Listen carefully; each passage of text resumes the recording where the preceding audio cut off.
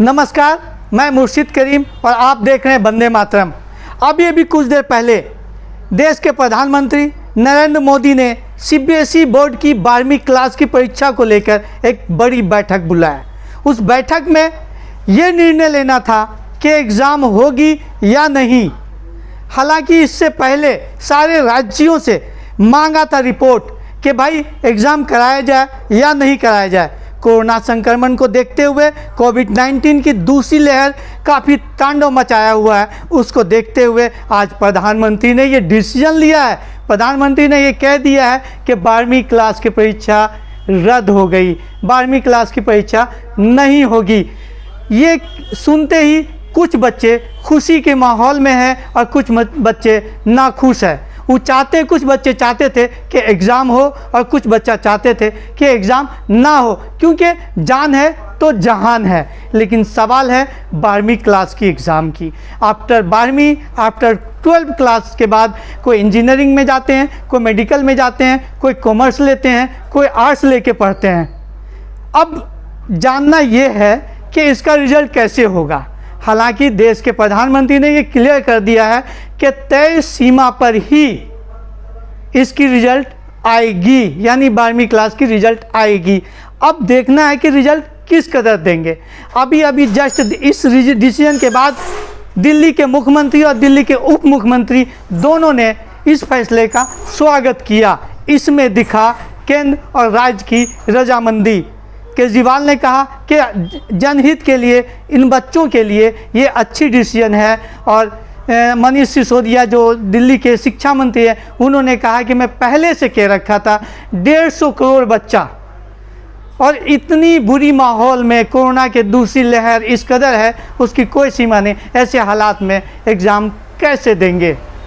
वो भी खुश थे। हालांकि उन्होंने कहा कि रिज़ल्ट किस तरीके से आएंगे। उन्होंने ये कहा कि 10वीं 11वीं और 11वीं के बाद जो 12वीं एक साल गुजरा है उसकी मतलब रिज़ल्ट को देखते हुए इन बच्चों का रिज़ल्ट बनाया जाएगा, यानी 12वीं क्लास की रिज़ल्ट इस तरीके से बनाया जाएगा। आइए देखते हैं क्या क्या हुआ, केजरीवाल ने क्या कहा, मनीष सिसोदिया ने क्या कहा।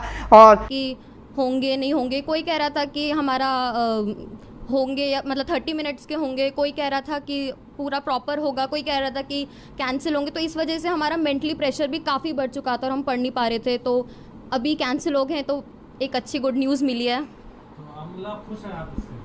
हाँ, क्योंकि हमारी हेल्थ फर्स्ट प्रायोरिटी है, इसलिए।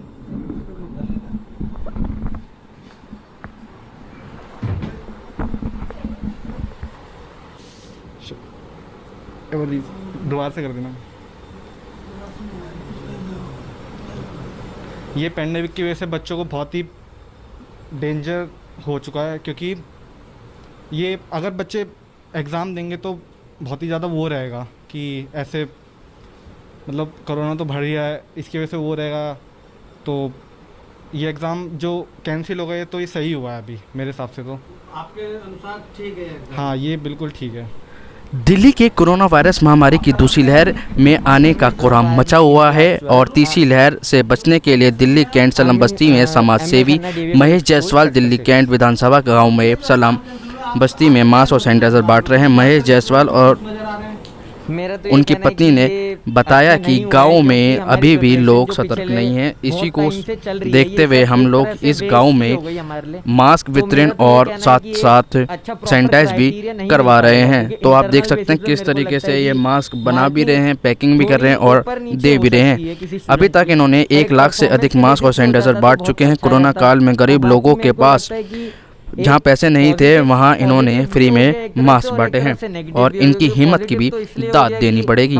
आज वो बहुत कुछ समय मिला है इनको और आप देख सकते हैं कि घरों में जाकर सैनिटाइज भी किया जा रहा है। तो साफ तौर पर आप देख सकते हैं किस तरीके से यहाँ पर सैनिटाइजेशन किया जा रहा है और मास्क भी खुद बना रहे हैं। बात से दुखी थे कि उनकी 12वीं की क्लास लगातार खिंचती जा रही है, वो खत्म होने का नाम नहीं ले रही।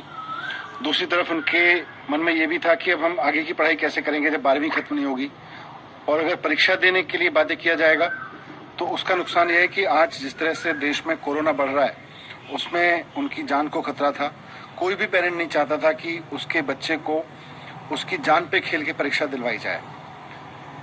इसीलिए यह फैसला वास्तव में स्वागत लायक है। देखते रहिए आप वंदे मातरम। फिर कोई खबर के साथ हम आएंगे आपके साथ।